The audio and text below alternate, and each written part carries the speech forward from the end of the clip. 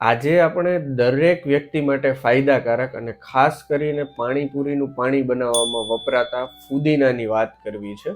ફુદીનાની ડિટેલમાં વાત કરીએ તો ફુદીનાનું આયુર્વેદિકમાં વર્ણન નિઘંટુ રત્નાકર નામના ગ્રંથની અંદર જોવા મળે છે. ત્યાં ફુદીનાને રુચિકર એટલે કે ભૂખ લગાડનાર કીધો છે, હૃદય એટલે કે હૃદય માટે ફાયદાકારક છે એવું કીધું છે. આગળ વર્ણન કરતા એવું પણ કહેવામાં આવે છે કે ફુદીનો છે એ કફ કાસ હર છે, એટલે કે કફ રહેતો હોય અને સાથે સાથે ઉધરસ હોય, ઉધરસમાં વધારે પડતો સફેદ કલરના ગળફા નીકળતા હોય, આવા લોકોએ ફુદીનાનું સેવન કરવું જોઈએ, તો એમાં કફયુક્ત ઉધરસની અંદર ફાયદો કરે છે.